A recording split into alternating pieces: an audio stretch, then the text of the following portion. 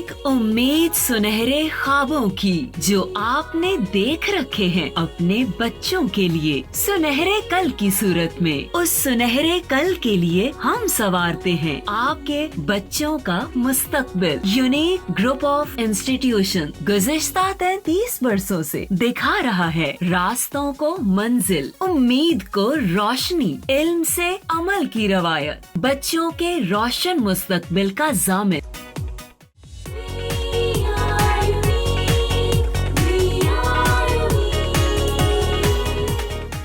जी बिस्मिल्लाहिर्रहमानिर्रहीम। अस्सलाम वालेकुम डियर स्टूडेंट्स, कैसे हैं बच्चों आप लोग? ठीक हैं? लेसन याद हो रहा है? हम स्टडी कर रहे हैं बच्चों एनिमल टिश्यूज़, और हम एनिमल में हमने ये कहा था कि 4 टाइप्स के टिश्यूज़ पाए जाते हैं। First one epithelial, second one connective, third one muscle tissues and fourth one is nervous tissue. तो बच्चों हमने फर्स्ट 3 पढ़ लिए हैं एपिथेलियल टिश्यूज़। पहले थोड़ा सा इन टिश्यूज़ का रिव्यू कर लेते हैं, इसके बाद फोर्थ वन टाइप पे जाते हैं। Epithelial tissues, connective tissues and muscle tissues. बच्चों अगर आप देखें तो एपिथेलियल टिश्यूज़ बी लॉन्ग है टॉपिक है, और लास्ट ईयर्स में एग्ज़ाम्स में as a long B exams में पूछा जा चुका है ड्यू टू इट्स टाइप्स। दूसरी तरफ अगर आप देखें तो मसल टिश्यूज़ भी लॉन्ग है। हम ये नहीं कह सकते कि ये लेंथ में ज़्यादा है तो यही लॉन्ग आएंगे। एग्ज़ाम्स में 1-2 बार ऐसा भी हुआ कि एक पैराग्राफ, जैसे कनेक्टिव टिश्यू एक पैराग्राफ में दिया गया है, तो ऐसा भी हो सकता है कि कनेक्टिव टिश्यू ही 4 मार्क्स में पूछ लिया जाए। तो आप वहाँ पे हैरान नहीं होंगे कि इतना छोटा सा पैराग्राफ है हमारी बुक में और आपको लॉन्ग में आ चुका है, तो आप उसको उसी तरह से एक्सप्लेन करेंगे विद एग्जांपल्स, और उसके साथ जो उसकी 4 एग्जांपल्स हैं blood, adipose tissues, bones and cartilage, उन चारों की डायग्राम्स जो कि बहुत ही ईजी दी गई हैं वो भी ज़रूर ड्रॉ कीजिएगा। फिर जब आप डायग्राम्स के साथ फुल एक्सप्लेनेशन देते हैं तो आपका वो टॉपिक कंप्लीट हो जाता है। उसके लिए आपको वरिड होने की ज़रूरत नहीं होती कि ये तो बहुत छोटा सा था और उसमें मार्क्स आएंगे कि नहीं आएंगे। नहीं, हमारे जितना बुक में दिया गया है अगर आपने वो सारा लिखा है तो आपके मार्क्स ज़रूर आएंगे इंशाल्लाह ताला। ठीक है, तो हमने प्रीवियस लेसन में बच्चों मसल टिश्यूज़ पढ़े थे और कनेक्टिव टिश्यूज़ पढ़े थे। कनेक्टिव टिश्यूज़ क्या क्या फंक्शन परफॉर्म करते हैं जल्दी से देख लेते हैं। कनेक्टिव टिश्यूज़ नाम से पता चल रहा है कि ये कनेक्शन का फंक्शन परफॉर्म करते हैं। इसके अलावा भी 3 फंक्शंस हमने देखे थे, सपोर्ट का काम करते हैं, सहारा देते हैं, बाइंड करते हैं और साथ ही साथ में एनर्जी प्रोवाइड करते हैं। इसमें सेल्स एक्स्ट्रा सेलुलर मैट्रिक्स के ज़रिए से स्केटर्ड हुए होते हैं, और इसकी एग्जांपल है blood. Blood is the connective tissue. इसके बाद बच्चों bones are the connective tissues. आपने देखा है कि बोन जो हैं पूरी बॉडी को सपोर्ट भी देती हैं, मूवमेंट देती हैं, और पूरी बॉडी को एक बहुत बड़ी सपोर्ट का है ये, क्योंकि 206 बोन्स जो हैं वो आपस में जुड़कर एक ढांचा बनाती हैं, एक फ्रेम बनाती है जिससे हमारी बॉडी की एक ख़ास शेप होती है। उसके बाद कार्टिलेज है। कार्टिलेज क्या थी? जो नरम हड्डी जो जिसको आम सेंस में कहते हैं, जैसे हमारी नोज़ में जो बोन पाई जा रही, बोन तो नहीं, ये कार्टिलेज है। इसके लिए वर्ड हम यूज़ करेंगे कार्टिलेज का। This is soft then bones. Bones तो बहुत हार्ड होती हैं, ये सॉफ्ट होती है। और हमारे एक्सटर्नल एयर में ये जो फ्लेक्सिबल स्ट्रक्चर नज़र आ रही फील हो रही है, दैट इज़ द कार्टिलेज। इसके अलावा ट्रैकिया में पाई जाती है कार्टिलेज, और एंड ऑफ लॉन्ग बोन्स पाई जाती हैं। इसके बाद बेटे हमने एडिपोज टिश्यूज़ को डिस्कस किया। एडिपोज टिश्यूज़ जिसको फैट्स कहते हैं, ये ऑर्गन्स को कवर भी करती है और वहाँ पे जहाँ पे ये पाई जाती हैं उनको एनर्जी प्रोवाइड करती हैं। Like kidneys are surrounded by adipose tissues. Kidneys में पाई जाती हैं, किडनीज़ की सराउंडिंग में पाई जाती हैं। उसके बाद ये हमारे एब्डोमेन में, पेट में, और उसके अलावा स्किन के नीचे भी जहाँ पे ये इंसुलेशन का काम करती हैं। ठीक है। इसके बाद बेटे हमने नेक्स्ट टाइप कल जो प्रीवियस लेसन में पढ़ी थी that was muscle tissues. Muscle tissues क्या थे, इनके सेल्स कैसे होते हैं, लॉन्ग होते हैं और बंडल्स की फॉर्म में होते हैं, और इसकी सेल्स को हम मसल फाइबर का नाम दिया था, मसल फाइबर, ठीक है। और ये सेल्स जो हैं ये tissues have the ability to contract. और तीसरा कैरेक्टर हमने कहा था कि ये जो हैं ये सबसे ज़्यादा जानवरों के जिस्म में पाए जाते हैं, muscle tissues. Muscle tissues are abundantly found in animal body. उसके बाद बेटे there are 3 types of muscle tissues. बहुत ही इम्पॉर्टेंट टॉपिक है, आपने याद किया होगा मुझे उम्मीद है, इसीलिए मैं ये डिस्कस कर रही हूँ। डिस्कस करने का मकसद ये कि आप भी इसको रिकॉल कर लें, ठीक है।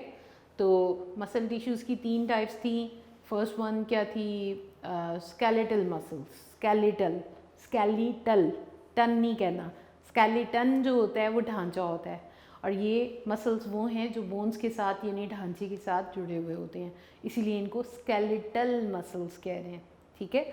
और ये बॉडी में मूवमेंट प्रोड्यूस करते हैं। इसके बाद बेटे हमने पढ़ा स्मूथ मसल्स के बारे में। Smooth muscles are found in urinary bladder, in blood vessels and in alimentary canal. ये वहाँ पे जहाँ पे पाए जाएंगे वहाँ पे मटेरियल्स को ट्रांसपोर्ट करने में हेल्प करते हैं। उसके बाद सेल्स के बारे में भी हमने इनके पढ़ा था कि सेल्स कैसे हैं, स्ट्रेटेड हैं या नॉन स्ट्रेटेड हैं। उसके बाद बेटे हमने थर्ड वन टाइप पढ़ी थी कार्डियक मसल्स की।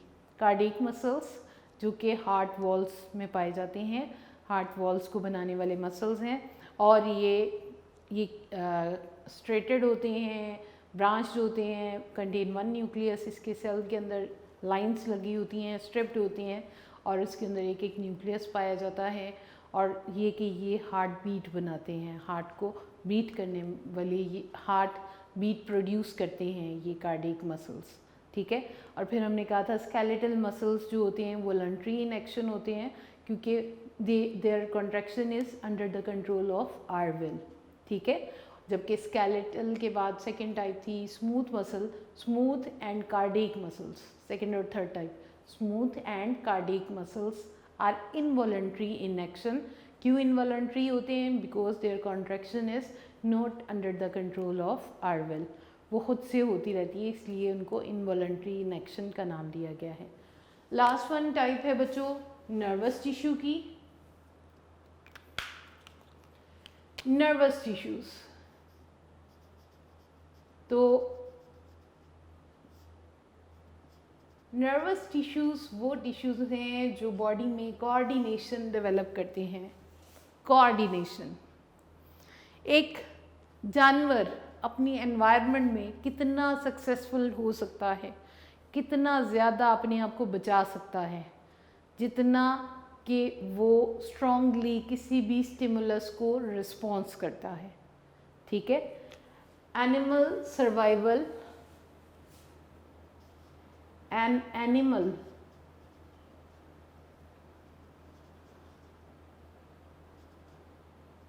survival depends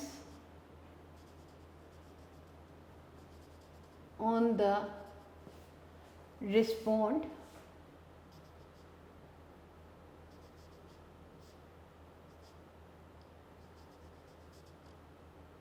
and animal survival depends on the response which he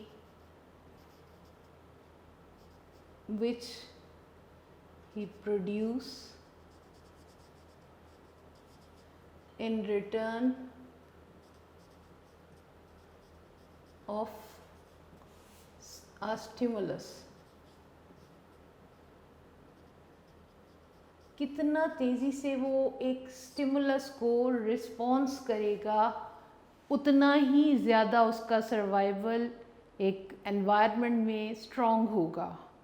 सबसे पहले मैं स्टिमुलस और रिस्पॉन्स को डिस्कस करूँगी कि स्टिमुलस क्या है और रिस्पॉन्स क्या है। बच्चों, स्टिमुलस कोई भी बॉडी के बाहर पाया जाने वाला कोई ऐसा चेंज है जो कि बॉडी के अंदर आप ये समझ लें, आपने पढ़ा है कि हर एक्शन का रिएक्शन होता है, हर एक्शन का रिएक्शन होता है। तो स्टिमुलस जो है एक ऐसा चेंज है जो एक्शन है, ठीक है। ये ऐसा चेंज है जो एनवायरनमेंट में भी हो सकता है, बॉडी के बाहर भी हो सकता है और बॉडी के अंदर भी पाया जा सकता है, ठीक है। जैसे कहीं पे आप धूप में खड़े हैं, वो सनलाइट जो आप तक आ रही है, that will act as stimulus. आप गर्मी होगी तो आप उससे दूर हटने की कोशिश करोगे क्योंकि आपको बहुत गर्मी लगेगी, तो वो गर्मी जो आपकी सराउंडिंग में है that will act as stimulus, और आपका पीछे हो जाना, उस धूप से पीछे हो चले जाना या हट जाना, वो क्या होगा, आपका रिस्पॉन्स होगा। इसी तरह से जब आपको थर्स्ट फील होती है, आपको प्यास लगती है, आपकी बॉडी में कुछ ऐसी चेंजेस आती हैं, आपको फील होता है कि अब आपको पानी पीना है, that is also the stimulus, ठीक है। और आप जाते हो, एक ग्लास पानी पकड़ते हो और उसको पीते हो, ठीक है, that is the stimulus. Stimulus कोई भी ऐसा चेंज हो सकता है जो एनवायरनमेंट में एक्सटर्नली पाया जा सकता है बॉडी के, या इंटरनली भी हो सकता है, और उस चेंज को रिसीव खास किस्म के ऑर्गन्स करते हैं which are named as sensory organs. आपको पता है हमारी बॉडी में 5 सेंसरी ऑर्गन्स हैं, ठीक है, और वो 5 सेंसरी ऑर्गन्स इन स्टिमुलाई को डिटेक्ट करते हैं। फिर उसके बाद डिफरेंट स्टेप से ये प्रोसेस गुजरता है, और जो कोऑर्डिनेटर्स होते हैं, यहाँ पे कोऑर्डिनेटर्स का वर्ड हमारी बुक में अभी तो यूज़ नहीं हुआ, लेकिन ये बात याद रखिएगा, स्टिमुलस एक एक्शन है, ठीक है, और उस एक्शन के नतीजे में हमारी बॉडी एक रिस्पॉन्स देती है। उसको रिस्पॉन्स जितनी जल्दी करेगी उतना ही उस एनिमल का, उस बॉडी का सर्वाइव करना पॉसिबल हो जाएगा, दैट इज़ अ रिएक्शन, ठीक है।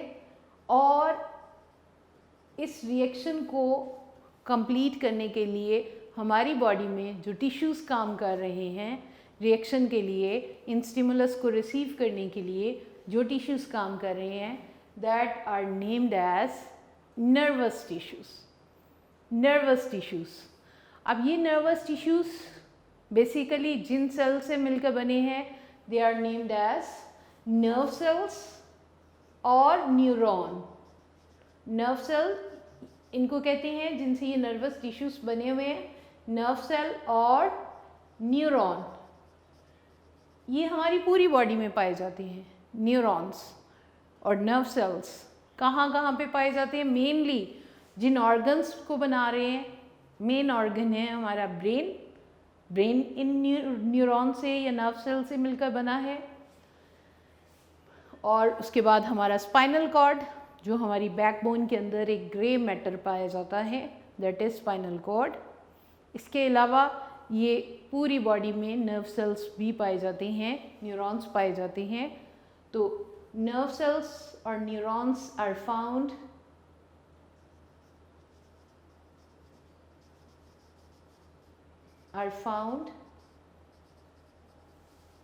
in brain, spinal cord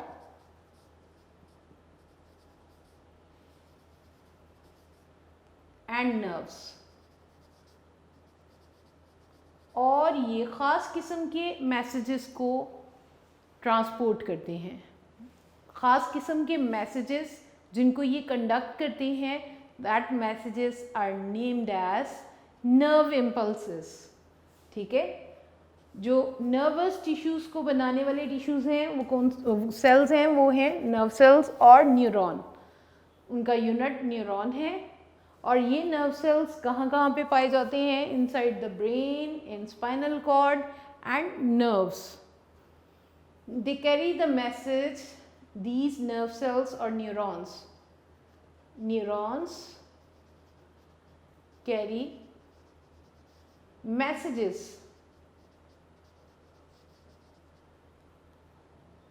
in the form of nerve impulses।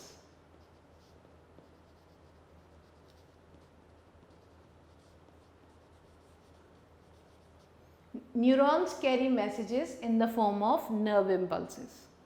अभी मैं आपको फर्दर एक दो और एग्जांपल्स के साथ इसको एलेबोरेट करती हूँ। एनिमल नर्वस टिश्यूज़ में ये बता रहे हैं कि एनिमल सर्वाइवल तभी पॉसिबल है एक एनवायरनमेंट में जब वो किसी भी स्टिमुलस को प्रॉपर रिस्पॉन्स करता है, फिर ही उसकी एनवायरनमेंट के साथ एक कोऑर्डिनेशन और उसकी अपनी बॉडी के अंदर एक कोऑर्डिनेशन डेवलप होती है। और नर्वस टिश्यूज़ ये काम करते हैं। Nervous tissues are composed of nerve cells और neurons, and these nerve cells are found in brain, in spinal cord and nerves। और ये ख़ास किस्म के पैगामात को लेकर पूरी बॉडी में डिफरेंट ऑर्गन्स की तरफ जाते हैं। जैसे उन पैगामात को हमने नाम दिया है नर्व इम्पल्सेस का। उन पैगामात को जो ये कैरी करते हैं उनको नाम दे देते हैं नर्व इम्पल्सेस का। बच्चों फ़र्ज़ करें, एक एग्ज़ाम्पल मैं आपको ये नर्वस टिश्यू की दे रही हूँ कि हमारी स्किन जो है यहाँ पे सेंसरी ऑर्गन है, ठीक है। लेट्स सपोज कि ये एक ऑब्जेक्ट है जो बहुत ज़्यादा गर्म है, बहुत ज़्यादा हॉट ऑब्जेक्ट है और अननोइंगली हाथ लग जाता है, तो क्या आपकी फिंगर वहीं पे स्टे करती है? ऐसा होता है कि हाथ उस वहीं पे लगा रह जाता है? नहीं। क्या होता है, आप देखें कि अननोइंगली जैसे ही हाथ इस ऑब्जेक्ट को, हॉट ऑब्जेक्ट को टच करता है, फ़ौरन पीछे हो गया है और बाद में पेन का एहसास हुआ है। यानी हाथ हटाने का काम पहले हुआ है और पेन बाद में फील हुई है। ऐसा किस तरह से पॉसिबल हुआ है? Due to these neurons. यहाँ से स्किन से एक मैसेज फ़ौरन, जैसे ही स्किन ने इस हॉट ऑब्जेक्ट को टच किया, एक इम्पल्स जनरेट हुई है और वो नर्व इम्पल्स गई है towards the brain and spinal cord. सबसे पहले वो जाएगी स्पाइनल कॉर्ड की तरफ। स्पाइनल कॉर्ड फ़ौरन से हमारे जो मसल्स हैं उनको पैगाम भेजेगा एक दूसरे न्यूरॉन के ज़रिए से, और वो न्यूरॉन्स इस मसल्स को जब मैसेज कन्वे करेंगे तो मसल्स शो कॉन्ट्रैक्शन। ये मसल्स कॉन्ट्रैक्ट हुए और हमारा हाथ जो है वो पीछे हो गया इस हॉट ऑब्जेक्ट से, ठीक है ना। तो इस तरह से सेकंड्स के भी बहुत थोड़े हिस्से में ये ऐसा हो गया कि आपके बॉडी के किसी भी पार्ट ने हॉट ऑब्जेक्ट को टच किया है तो वो फ़ौरन पीछे हो गया है और बाद में पेन का मैसेज हमारे ब्रेन तक जाएगा और हमें फिर पेन फील होती है बाद में, लेकिन हाथ को पीछे करने का काम पहले किया गया। अगर ऐसा ना होता तो क्या होता कि हाथ उस गर्म ऑब्जेक्ट के ऊपर ही रह जाता और बहुत ज़्यादा नुकसान हो सकता था। लेकिन हमारा नर्वस सिस्टम बहुत ज़्यादा इन अनसर्टेन कंडीशन से बॉडी को बचाने की कोशिश करता है, ठीक है। इसी तरह हमारे बॉडी में बहुत सारे ऑर्गन्स एक दूसरे काम कर रहे होते हैं और उनको भी आपस में लिंक करना भी इन्हीं नर्वस टिश्यूज़ का काम है। जैसे डाइजेस्टिव सिस्टम, आप अभी इस वक्त जब पढ़ रहे हैं तो आपका पूरे का पूरा डाइजेस्टिव सिस्टम अपनी वर्किंग कर रहा है, ठीक है। आपका जो ब्लड सर्कुलेटरी सिस्टम है वो अपना काम कर रहा है, हार्ट बीट कर रही है, हार्ट बीट कर रहा है और ऑक्सीजनेटेड ब्लड आपकी पूरी बॉडी को दे रहा है। जबकि आप इस वक्त सुन रहे हैं, आपकी आंखें, आपके कान अपना काम कर रहे हैं। यानी हमारे तमाम ऑर्गन्स स्पेसिफिक टाइम में स्पेसिफिक काम कर रहे होते हैं and they are in the coordination, and this coordination is developed by nervous tissues, ठीक है बेटे। हमारी बुक में नर्वस टिश्यू, नर्व सेल्स की डायग्राम भी बनाई है उन्होंने, एक न्यूरॉन दिखाया हुआ है। लेट्स सी कि हम उसको भी ड्रॉ कर लेते हैं। एक न्यूरॉन के दो पार्ट्स होते हैं। फर्स्ट वन उसकी सेल बॉडी होती है,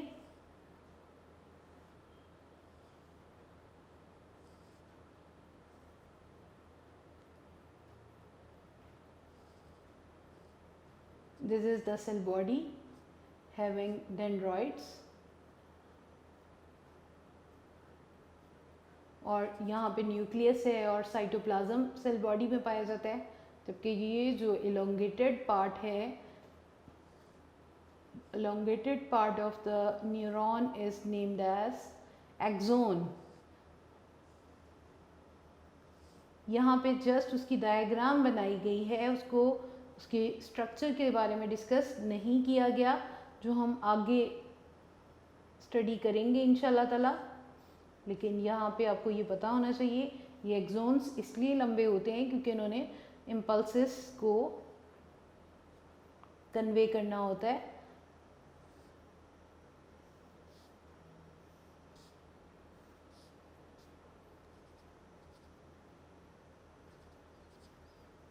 These are the axons।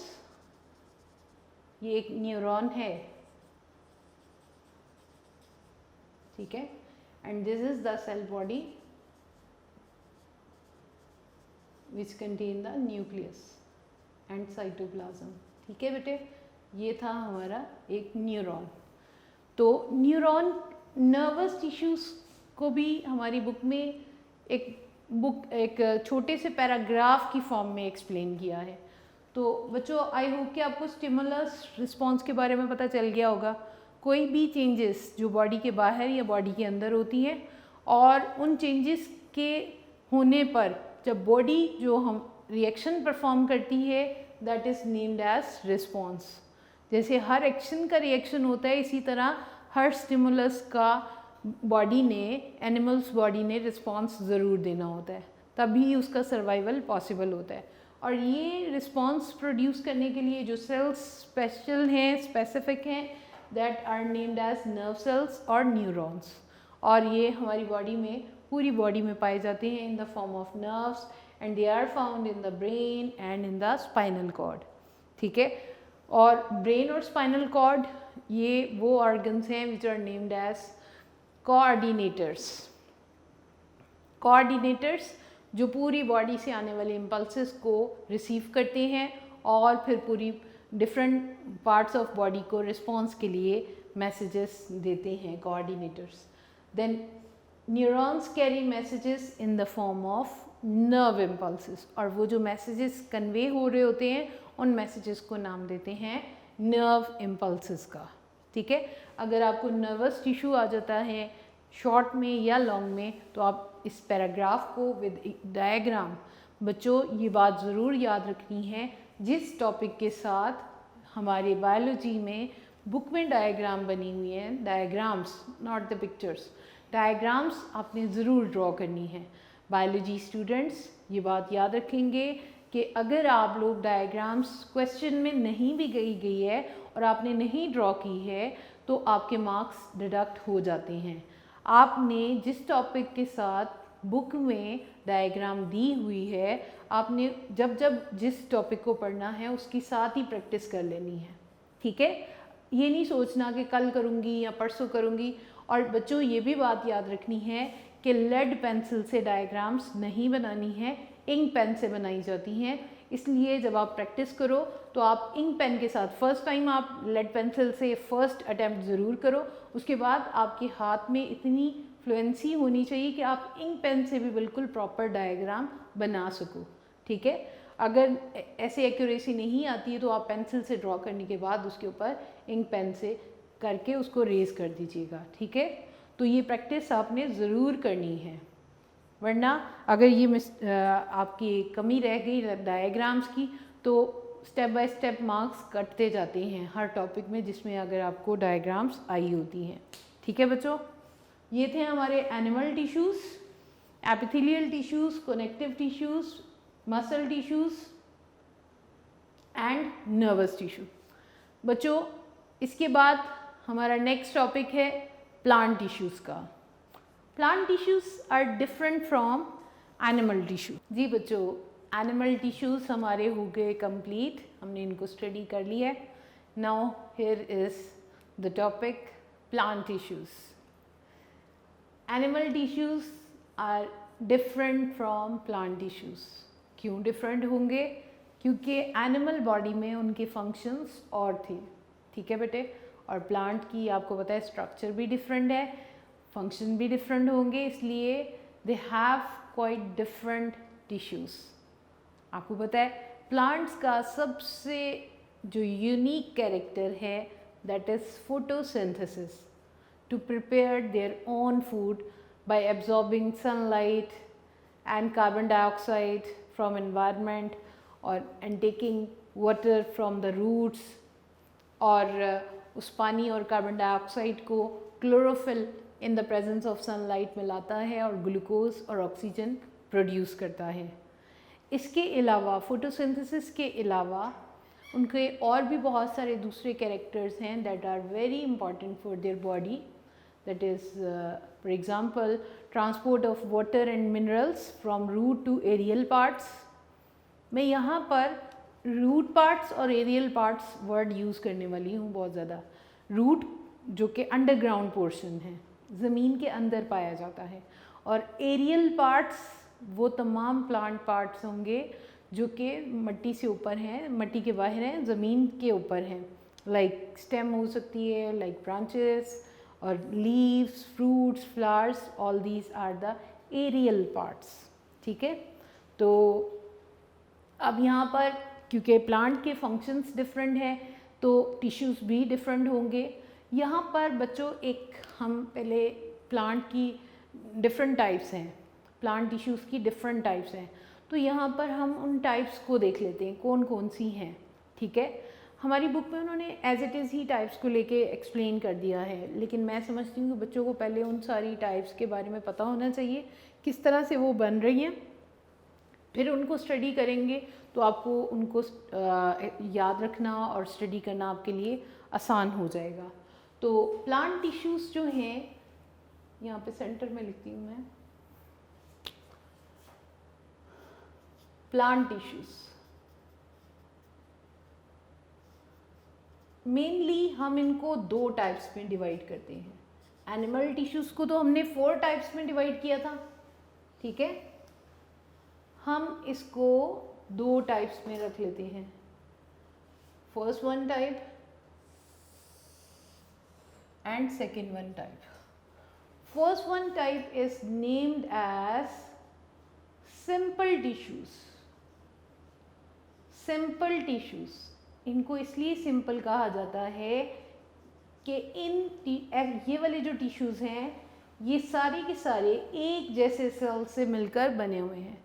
These tissues are composed of same type of cells या single type of cells, जबकि दूसरी तरफ complex tissues या फिर compound tissues, complex tissues या इनको कंपाउंड टिश्यूज़ भी कहते हैं।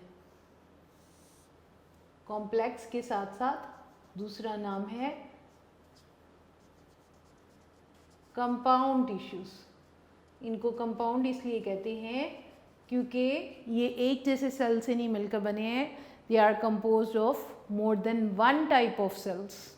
ठीक है बेटे, ये कॉम्प्लेक्स टिश्यूज़ या कंपाउंड टिश्यूज़ सेकेंड टाइप है।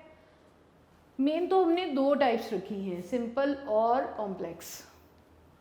तो सिंपल टिश्यूज़ की फर्दर 2 टाइप्स हैं।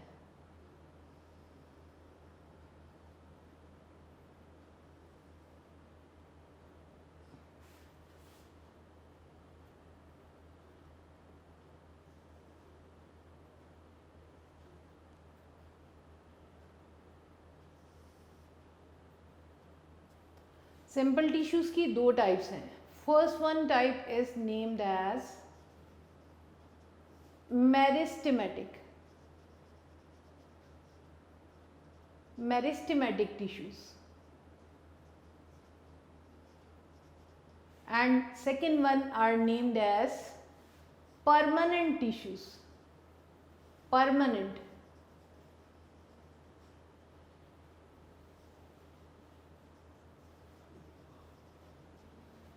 सिंपल मैं आपको यहाँ पे ये बताऊंगी कि जो मेरिस्टेमेटिक टिश्यूज़ हैं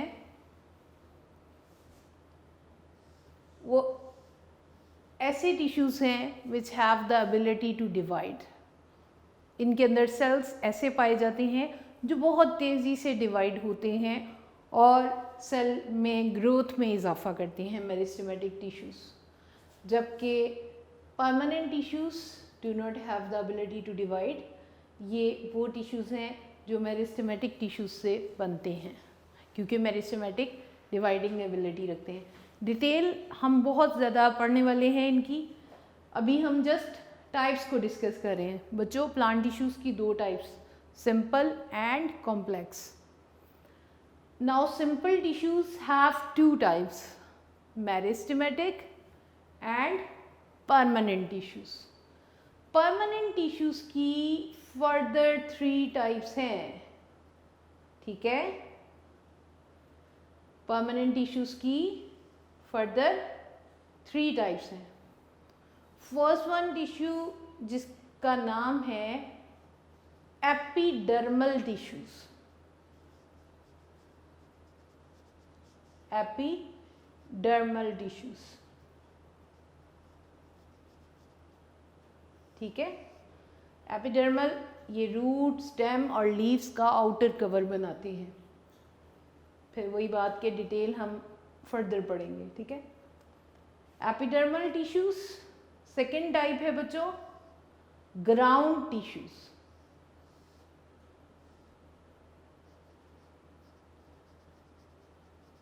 ग्राउंड टिश्यूज़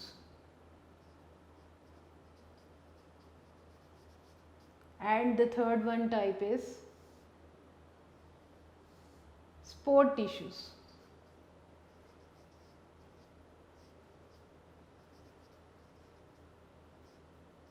ये हो गई 3 टाइप्स किसकी?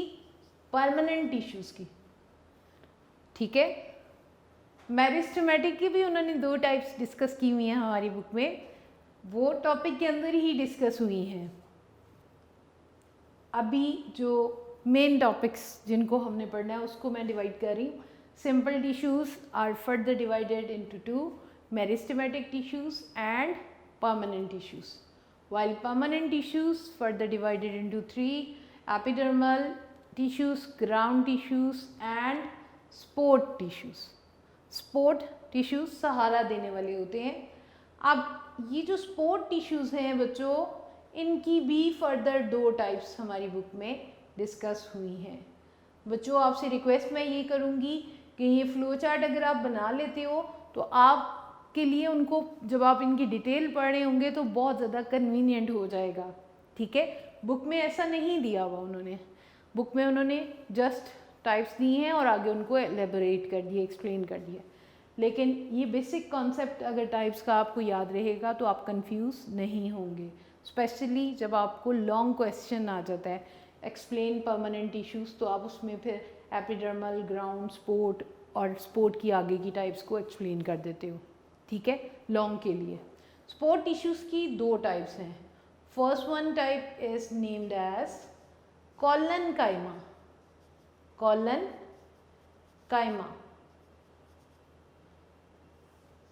Collenchyma tissue.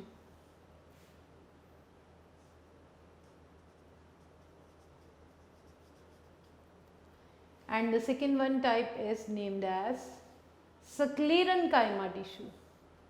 Second one type क्या है? Sclerenchyma tissue.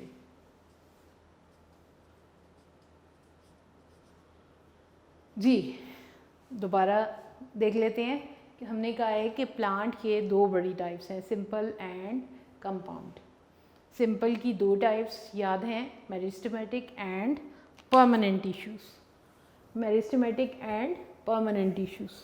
परमानेंट टिश्यूज़ की further 3 types are there in the book, epidermal tissues, ground tissues and sport tissues, while sport tissues further have 2 types, collenchyma tissue and sclerenchyma tissues, ठीक है। all these are the types related to simple tissue, ठीक है। इन्हीं की ज़्यादा types हैं और इनको आपने इन नामों को याद रखना है। क्या? सिंपल टिश्यूज़ 2 तरह के होते हैं, first one meristematic, second one permanent tissues. और परमानेंट टिश्यूज़ फर्दर 3 टाइप्स के होते हैं, epidermal, ground and sport tissues. Support tissues are of further 2 types, collenchyma and sclerenchyma tissues. बच्चों इसके बाद कॉम्प्लेक्स टिश्यूज़ जो सेकेंड टाइप है प्लांट टिश्यूज़ की, यहाँ पे आते हैं। तो ये 2 टाइप के टिश्यूज़ रखते हैं। First one is named as xylem xylem tissue, आप इसको नोट करते जाइएगा साथ साथ, ठीक है। And this one is phloem tissue.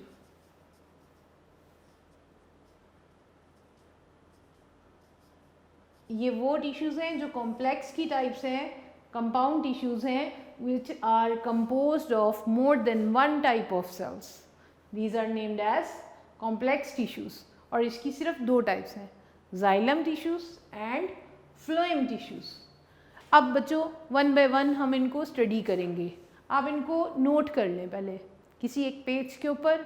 Book पे तो उसको एज इट इज़ दिया गया है, लेकिन इस तरह फ्लो चार्ट की फॉर्म में टाइप्स जब हमने लिखी होंगी तो हम जब उनको समझ रहे होंगे, पढ़ रहे होंगे, उनकी लोकेशन, उनके फंक्शन, तो हम किसी भी किस्म के मेस से बच जाएंगे, ताकि हमें टाइप्स का पता हो कि हम किस वक्त कौन सी टाइप स्टडी कर रहे हैं, ठीक है। तो सिंपल टिश्यूज़ की दो टाइप्स हैं, first one is meristematic tissues and permanent tissues. First one simple tissues की दो टाइप्स थी, मेरिस्टेमेटिक एंड परमानेंट। परमानेंट की तीन टाइप्स हैं। Permanent tissues further consist of three types, epidermal, ground and spore tissues, while spore tissues further of two types, collenchyma and sclerenchyma। इसके बाद बच्चों compound tissues या कॉम्प्लेक्स टिश्यूज़ जाइलम टिश्यूज़ हैं और phloem tissues हैं।